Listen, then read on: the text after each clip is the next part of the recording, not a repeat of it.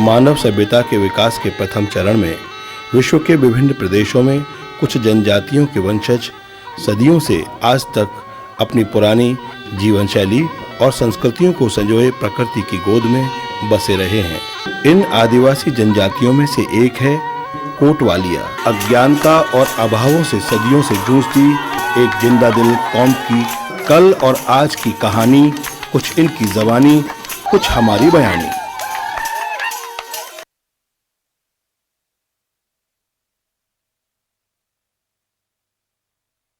मानव सभ्यता के विकास के प्रथम चरण में विश्व के विभिन्न प्रदेशों में कुछ जनजातियों के वंशज सदियों से आज तक अपनी पुरानी जीवन शैली और संस्कृतियों को संजोए प्रकृति की गोद में बसे रहे हैं।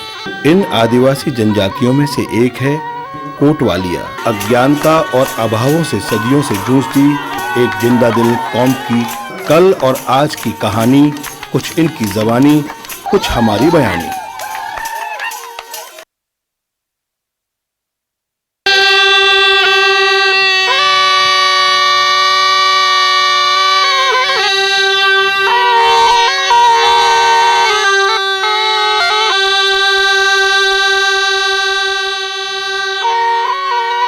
मानव सभ्यता के विकास के प्रथम चरण में विश्व के विभिन्न प्रदेशों में कुछ जनजातियों के वंशज सदियों से आज तक अपनी पुरानी जीवन शैली और संस्कृतियों को संजोए प्रकृति की गोद में बसे रहे हैं।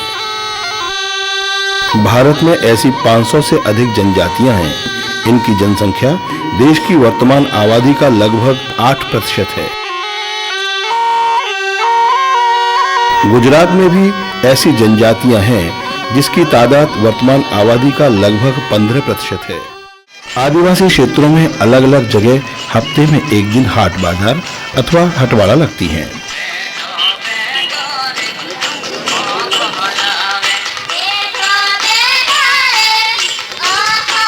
पहले खुदरा चीजों के व्यापारी आदिवासियों की बसाहतों में फेरी करते थे। बाद में इन्होंने मिलकर कुछ एक जगह निर्धारित तिथियों पर बैठना आरंभ किया,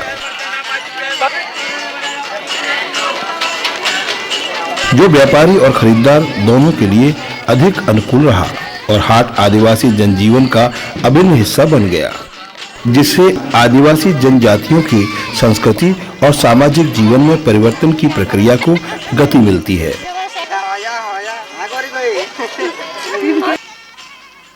भारतीय संविधान के तहत पिछड़ी आदिम जनजातियों के जीवन स्तर को ऊपर उठाने के लिए और उनके समुचित विकास के लिए विशेष शासकीय प्रयासों का प्रावधान है। आदिवासी क्षेत्रों में शिक्षा सुविधाएं काफी विस्तृत हैं।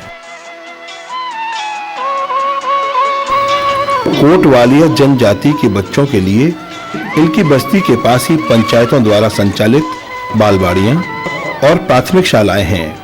कोटवालिया बच्चे भली भांति इन सुविधाओं का लाभ ले रहे हैं। इसके अतिरिक्त आश्रम शालाएं भी हैं, जहां रहकर आदिवासी बच्चे 10वीं कक्षा तक पढ़ सकते हैं।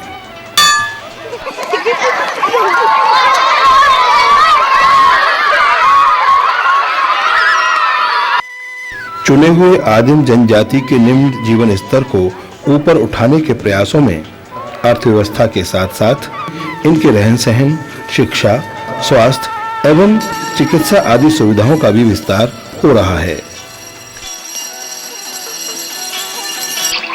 बांस व्यवसाय की सीमित क्षमता के मद्देनजर कोटवालिया लोग अब और व्यवसायों के प्रति आकर्षित हो रहे हैं।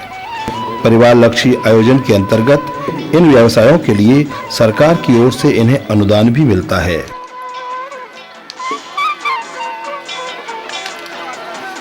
इसमें खास है पशुपालन और मुर्गी पालन। अब लगभग प्रत्येक कोटवालिया परिवार के आंगन में भैंस, बकरी, भेड़ अथवा मुर्गियां अवश्य हैं। दूध के समुचित उत्पादन और बिक्री हेतु अब इन्होंने अपनी सहकारी मंडलियां भी बना ली हैं।